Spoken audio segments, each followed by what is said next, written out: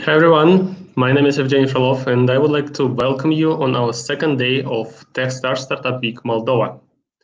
So today is exciting day. We have a lot of different speakers from different ecosystems, and I really hope that you will like this amazing speech, these amazing speakers. So we have today speakers from UK, US, Israel, China. We have best startups from Moldavian startup ecosystem. We have today venture capitalists who already invested into unicorns. So, and as the cherry on top of the days, we will have a demo day with our best Moldavian startups who will present their great projects in front of international venture capital funds. So I really believe that so we prepared for you something really exciting and interesting, and I would like to ask you to listen carefully our speakers, because it's important for you not only to learn and to get something interesting out of it, but also if you have your own startup, I believe that it's crucial for you to understand what should be, let's say, the next step of your expansion, in what region it makes sense to enter as a next step. So we invited speakers from, I would say, mostly all, but for sure the main startup centers in the world, and so it will be very valuable for you as for a startup. What else? We have also special rubric. Our subscribers are wondering. So you are very welcome to write your questions to us, and I will try to ask these questions to our great speakers. So we are ready to start, and so we are close to our first speech. So, and I would like to tell you a bit about our next speaker. So it's a company, I think you already know it. It's XOR. It's a modern communication platform that helps recruiting teams hire people more efficiently. And so I'm pretty sure that it's one of most well-known companies on the international level and successful in its segment. So, and today we have here with us Nikolay Manolov, one of co-founders, recently CTO, who built XOR first platform.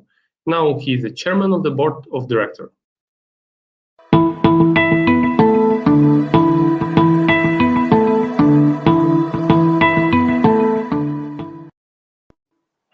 Oh. Hi, Nikolay. Hi, Nikolay. Yeah, how are you? Oh, doing pretty good. That's great. That's great. Nikolay, I would like to ask you, so how did you start, how do you create this idea of the startup? I mean, you know, psychologists usually go to learn psychology because they want to solve their problem. Did you have those time 5 years ago, this issue with hiring people or with recruiting? I've been running my outsourcing business for quite a while, so I myself personally hired more than 300 IT developers, and I knew how it works. And of course, I did quite a few hires myself, and I always was unhappy with doing all these routine tasks. And you know, if you have many people in your pipeline and you have to manage, say, 30 or 50 candidates, it's getting messier by the minute. And in HR tech, there have been not so many modern tools which I could use in order to help me with this process. So I decided to build initial chatbot. Got it. And after this, of course, it's never happened just like this. It takes some time to evolve idea. I see.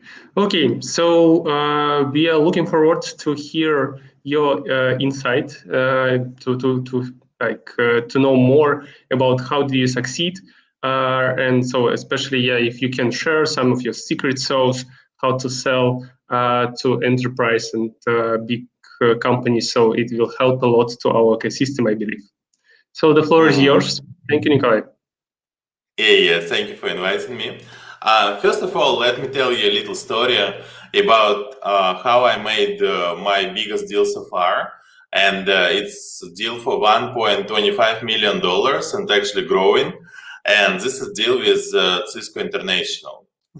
So let me share a little bit about how it was done, and then we can jump into my slides and I can share some precise points about what I think about sales for early stage startups.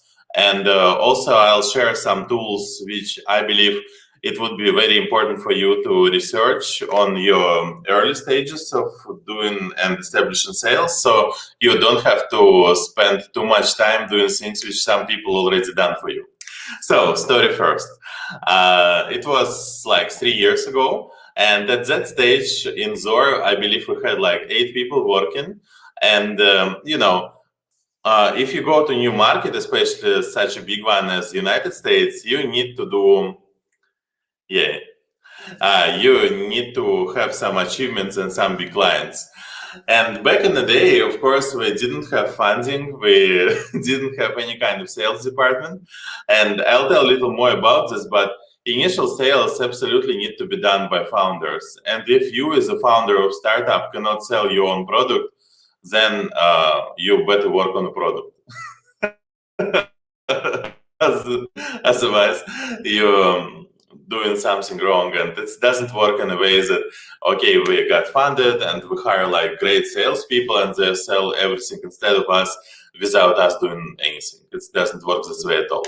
So I knew this back in the day, and we went to one offline event in San Francisco, California, and over there they have this kind of industry-specific startups gatherings, and it was kind of like a conference, and we've been pitching to big companies at this event. It was maybe 10 or 15 projects and 5-minute speeches, this kind of stuff. So after this conference, we had a, so to say, after party, and it was very funny because organizers of this event, they actually brought ship to California, to San Francisco. They built Clipper. It's kind of huge wooden ship with sails, and they brought it to San Francisco, and we had a party at the ship. So I was kind of walking around and drinking beer, of course, and thinking whom I can sell here, like who is the biggest player here, who is like the best company I can sell in this environment. And I'm kind of walking around and I see Cisco guys drinking beer in the corner. So I come to them and tell, hey guys, can I drink beer with you? And it was Jim Baird, I believe. He was head of hiring in like whole Cisco. And he said to me that, you know what, Nikolay, we checked your product during your presentation. This doesn't look like what we need at all. And I said, okay, so let's just drink beer. And he said, yeah, it's fine. So we've been drinking beer for like 10 minutes, and I asked them, so did you like anything on this event? And they say, you know what, kind of, no, we've been looking for something else.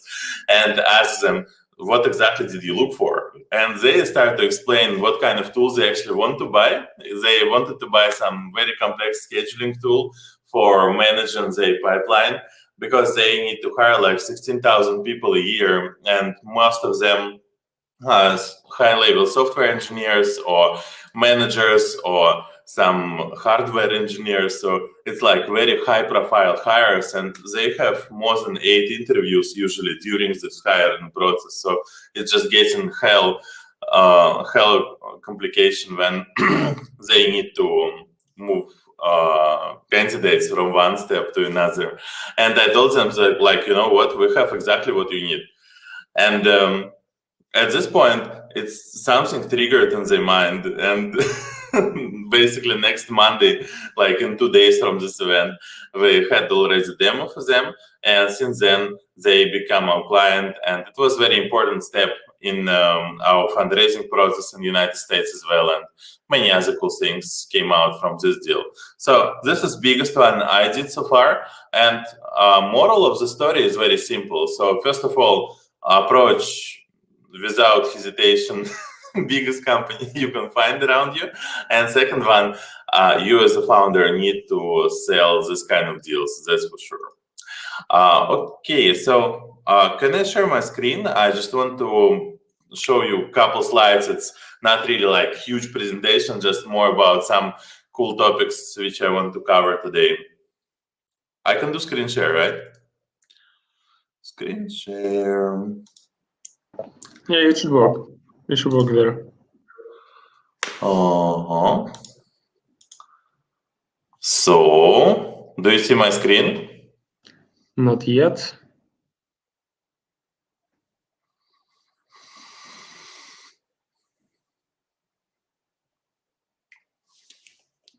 In my browser, it says your content is being shared. Okay. So I think it's our yeah, it works. Yeah. So you see, right? Super. Okay, great. Okay, and also feel free to ask questions because what I want to do, I want to present for just like maybe 10 or 15 minutes, make all these highlights, and then I would prefer to focus on your questions because I don't see you.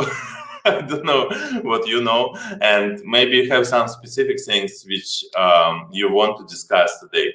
Because I've been in this for quite a few years already, and right now XOR actually is growing during pandemic 30 times, I wish, 30% more efficient than we planned at the beginning of the year. So apparently we know something about how it's done, and it depends a great deal on your stage. So for some stages, something which I'm gonna tell right now is just not applicable. It may be even too early or too late already. Anyway, so here's a few key ideas about sales, like in a nutshell, in general. So first of all, I don't know how it is Moldova, no, but in CIS region in general, and in many different countries too, I often hear this kind of idea. Okay, let's build a project for this local region, and then we can move to United States, or then we can move to Europe or some other region. It actually doesn't work this way at all. So if you target certain market and you in your deck, in your calculations, you think like, okay, it's like maybe $1 trillion market worldwide, then you got to target this market as early as possible. What you can do in your home region, you can build a prototype and test it with your friends. With your friends, it means like with 5 people. And don't try to sell it in your region. I suggest not to try at all, because you believe that, okay, if we have like first client, or we have first 10 clients in this region, then we can easily move to another. It's not like this at all. First of all, in the United States, it's easier to sell than here, because we had few clients in Moldova as a XOR, and to be honest, this much more complex sales than sales in the United States.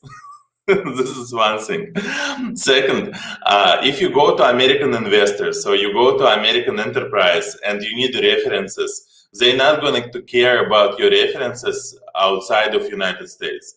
Maybe I'm telling something that everybody already knows, okay? And I wish you would. But this is very important thing. Just don't spend too much time, or don't spend time at all trying to sell in some close, small region. Because how it works, people say, very nationalistic even now, and there are other reasons too, like financial reasons for United States venture funds, because all their models they build around United States market. And again, if I'm as an American company want to buy something, I prefer to buy from people who already have customers in United States. And this is not that complicated. So maybe you think that, okay, here we can just ride the taxi or kind of go visit our customers, become friends with them.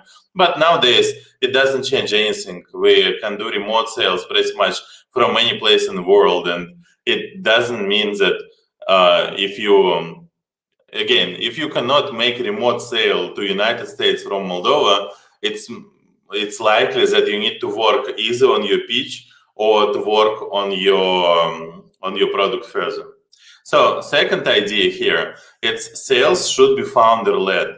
I'm an engineer myself, okay? I'm like a rocket scientist. I like these technologies, and in my mind, it's always been like this, like we build cool product and it's going to sell itself. No, it doesn't work this way at all. So you need to work hard to make your product sellable, and you need to do it yourself. Doesn't matter, you engineers, you marketing people, you like my co-founder in XOR, Aida, she's a recruiter, and not recruiter, just like headhunter. So we had to learn how to sell our own product, because if you can't, nobody else in the world will be able to do so. I hear this so many times, people asking us, Nikolay, how can we find good salesperson? And I'm asking them, like, how many units of your product you already sold? How many customers do you have? And they say like, well, none. And it doesn't work this way again. So if you cannot sell your stuff, then nobody else would. And if you want to scale your business, if you want to hire good salespeople, of course, at some point of time, you've got to stop sell yourself, because you just cannot scale yourselves, right? But it's totally different stage of a business, so to speak. So you really need to be aware of doing right thing in the right moment. And I believe that first, I think like 10 to 15 customers in B2B business, they need to be done directly and personally by founders. Either by all of your founders need to be involved in this process, which is preferable, or at least one person on your team supposed to know how you actually can close this kind of customers. And again, it's very important to know whom you sell to. So many times I also hear some like startup ideas, like, okay, we're going to build like new HubSpot, we're going to build new Salesforce, we're going to build the same product which already is on the market, and we want to sell it better. This is very bad idea. First of all, nobody going to invest this kind of project, because it's already been on the market for a while. And if, say, a Salesforce, they invest, I don't know, maybe $500 million a year to sell their product and to market it, how can you win on this field? It's not going to work. And you need to have some unique idea. And usually your unique ideas comes from your own personal pains. And Evgeny asked me, why did I build XOR? It's because I understand very well where exactly it's needed for what kind of situation, what kind of company actually can benefit from this solution. So you need to sell something unique. This is super important, because again, many times I work with the startups and they have lots of things which somebody else already done like 10 years ago, 15 years ago, and they try to compete against very big players in the market. It doesn't make any sense. You, as a startup, this is not your core advantage. You're not going to become like new Salesforce overnight and beat them on the market. It's pretty much unreal. But if you just build some little feature which is cool and which can be explained in a matter of 5 minutes, then you have a chance. And again, like for XOR, from the very beginning, this was very simple. So you have problems with scheduling of interviews of your candidate, and we can solve this problem in a matter of days. So you just connect all your calendars, you connect XOR to your candidates, and it's going to do its magic on its own, like with all this like scheduling scenarios. And this is very easy to understand, very easy to sell. And this is something unique which nobody else have. This is much more important than to have, say, 100 of different features which already been on the market for 10 years. Do you understand what I mean? So just build one single feature or maybe two, and then sell based on uniqueness, not because you made it, not because you have more features than everybody else, not because you have something which already been on the market for a while. And this actually brings us to next point. So in early stages of startup, you're not trying to sell 10,000 customers a month, okay? You just need like 10 of them. And if you do so, you are looking not for any enterprise in the world. You're not looking for any buyer in the world. You are looking for enthusiasts as you are. So you're looking for people who want to be ahead of time, who want to use something which nobody did before. And this is also very important because on these early stages, some of your buyers, they just don't understand what startup means. And they believe that you as a startup, you as big as they are, and you can survive for 2 years of sales cycle. Because if you try to sell to, say, Walmart, they're going to buy from you, like it may take 5 years to close this kind of customer. And they're going to ask you like millions of questions, like the data security officers will come ask you like 180 questions, security surveys. And this is actually one more reason why I suggest you to sell in the United States, not in Europe. Because in Europe, this GDPR thing is going to decrease your conversion rate by like 60%. You need to have enough momentum and enough money in order to deal with this. In the United States, still deals are much easier. But again, you need to find people who are ready to try something new, something that likely to be broken many times before it's going to work successfully. And you need to have your first customers kind of similar to you as a startuppers in the heart. Because if you try just to sell to each and every customer in the market, then this is a recipe for disaster. You're just going to have a pipeline which is not for your early stage, but pipeline for much later stages. And at some point of a time, you will get there. You will have your sales department, you will have your VP of sales, you will have your VP of marketing, and all kind of like salespeople. So it's going to be like lots of different things. But at early stage, when you need your first 10 customers, then you're going to sell to enthusiasts, to people who really want to try something new and who want to get their hands dirty. It doesn't mean they shouldn't work in a big corporation. They may, but you really need to understand that this is like huge difference between regular B2B sales, like systematic one, and early stage startup sale. It's different kind of business. Okay, and fifth point, again, very simple. So less is better in many ways. Less is better in your feature count. So not try to build like million features. It just doesn't work this way. Enthusiasts, they're not going to buy from you because you have 50 features, half of which don't work properly. Second, don't try to get like too many sales from the very beginning. You need like just a handful of them in order to be successful. Okay. And also don't hire too many people. Don't hire American sales team too early. Okay, next one. People asking where to get initial customers. How do we get there? So first of all, of course, once this whole pandemic situation stops, I strongly suggest you to go to some offline events and meet with people in person. This is like the best way of doing things. Other than that, you always can use this for lead generation channels. And again, if you do something right, then this is going to be more than enough for you from the start. So first of all, of course, is LinkedIn. And on LinkedIn, you can just search for people who seems to be working in positions that may be interested in your solution. You can research these people. You can see what kind of posts they make, if they go speak at events, how active they are socially. And from the very beginning, again, you need enthusiasts. So you need to find a way how to understand if people are active and they looking for some new technologies. And this is quite simple. So if you go to the LinkedIn profile and you see that they like post about new technologies every second day, it's maybe a good idea to talk to them.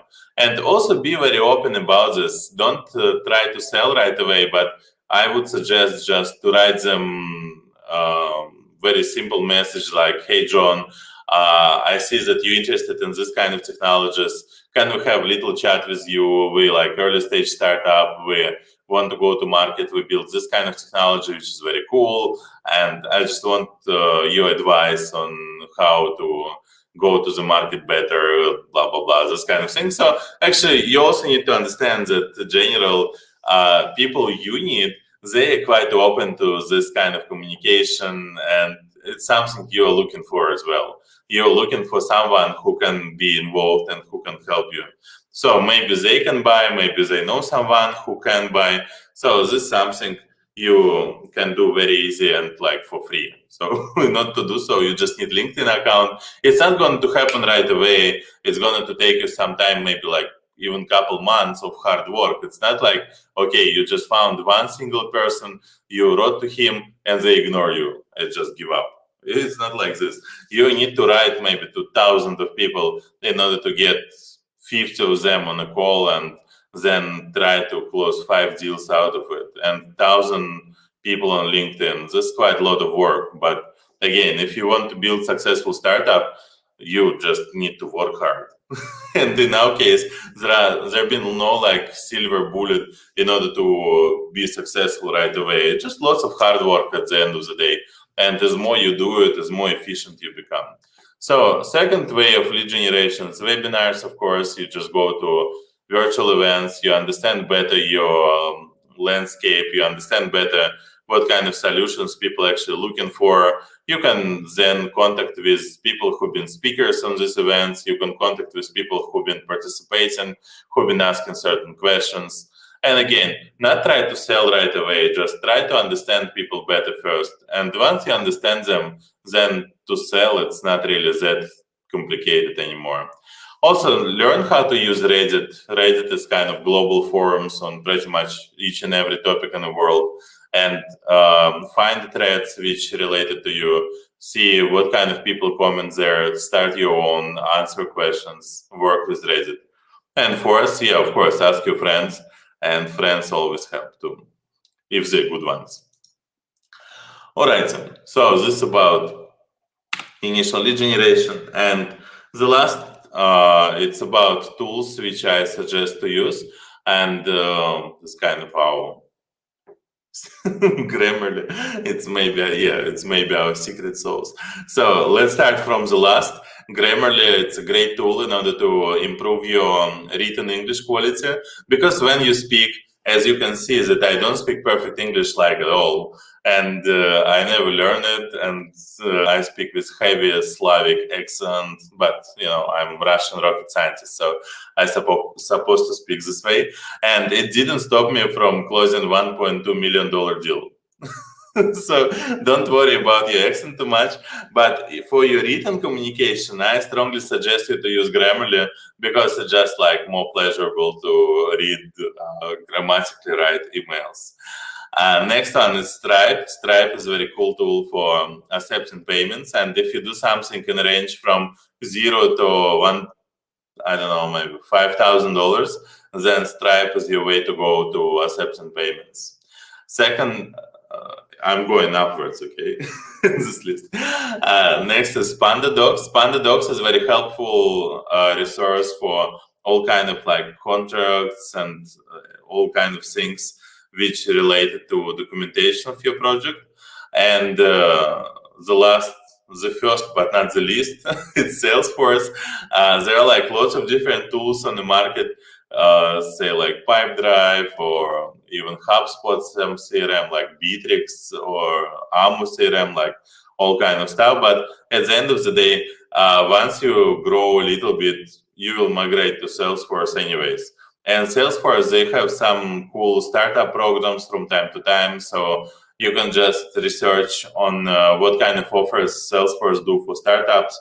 And they may offer it for free. They may offer it for like fraction of their cost. They're going to be expensive later on. But anyway, if you want to hire American sales team, then Salesforce is pretty much the only choice, unless you want to re-educate your sales team for some other tool. And I don't see any point to do so. So this is like general ideas I wanted to share with you today. And we have some time for questions, I believe.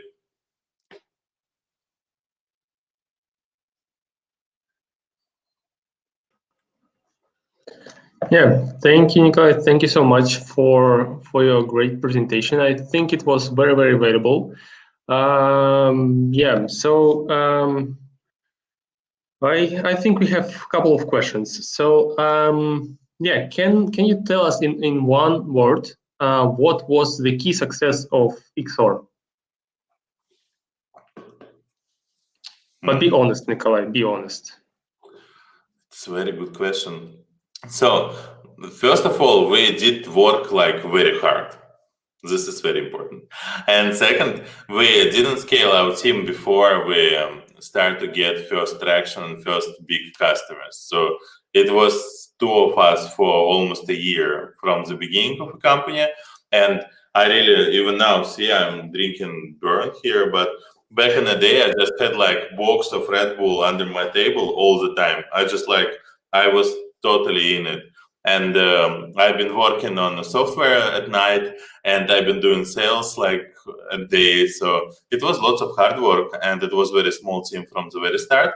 And also we've been very flexible on the market. So as I told you, that we started from IT recruitment, and very quickly we understand that IT recruitment is cool, but we need to shift into this mass hiring and volume recruitment. So we've been going to our customers and explain them what we did, and they've been telling us that, like, it's very cool what you build, and you seems to be smart people, but it's not really a big problem to hire software engineers. We hire like 50 of them a year, but we hire like 50,000 of some warehouse workers and cashiers and all this kind of guys a year. And this is much more complicated. So we rebuild our product based on what market wanted. And because of this, we become successful. Okay, so if you can summarize all this in one word, what was the key success? I have my version I can share with you. Yeah, please. Based on your story with Cisco, it was a beer. So So it's very difficult to pinpoint certain like single word. We have our 5 key values in our company, and we stayed loyal to them from the day one. And this is very important for us. Yeah, but I see. There are like many things and a lot of hard work. Yeah, of course, it's always the core thing. Can I ask? It was not clear for me. So you started to make sales in US without relocation of the team, or you already relocated there? No, we didn't have people in US for quite a while. We actually started to have team over there less than a year ago, like starting from pretty much beginning of 2021. We had 1 or 2 people remotely, but we never had the office before this year. Yeah, and of course, first 2.5 years, we didn't have any single person there. We just did everything from here. Great. So we have one last question, I believe. So thank a lot for the presentation. Your advice, please. What are early signs of the need to cut losses and move away from a project or a team? First signs to cut. I think it's if team just stop working together. Because let me tell you a very simple thing. When investors invest first $10 million in you, they don't invest in your company or your product. They invest in your team. So what they actually do, they check if these guys will survive in this evil world of startups, or they just gonna fail as a team. And I believe that if founders as a team ready to go through any kind of hardship to become victorious, they will become victorious sooner or later. And there are like hundreds of examples of this kind of situations when people start to do one thing and over time they pivot it into something else and they become like unicorn. This is super common. It's very unlikely that you're going to have a great idea from the day one. It's like, I don't know any single company who did it. But if your founders start to argue too much and some of them work, some of them don't work, you need to split. Because in a team, if you work, and I suggest you don't have too many founders, it should be 2 or 3 tops. And if you work at the same rate, then you will become successful. It's one of your founders working like 24/7, drinking Red Bull, kind of running around doing something, and the other founder does nothing, then this is a recipe for disaster. You're gonna to argue very hard about this, and you're very unlikely to succeed. So either all of you work super hard, or either all of you don't do anything. This may be a good situation, because if you all don't do anything, it's also kind of okay. But if you have one person who actually pushes everything all the time and another person who does nothing, this is a recipe for disaster for sure. Yeah, totally agree with you. So thank you so much, Nikolay. I believe that so we are done. Thank you so much for your advices. Thank you for so much that you shared your experience. I really hope that our attendees, virtual attendees, get some notes, and most probably in nearest future we'll see a lot of successful companies selling B2B on the international level because of your advice. Thank you so much, Nikolay. Thank you. Yes, thank you, everybody. Have a nice day. Thank you. And I would like also maybe to mention to our attendees that so Nikolay, in his list of four applications that they use for successful sales, they use PandaDoc, and today we have one of the speaker who invested into PandaDoc several years ago. So please be with us during the day, and you will get all this information, all these interesting ideas and knowledge. So, and in 3 minutes, I guess we have the next speaker from China. So, and please switch your channel to this next speaker. Thank you.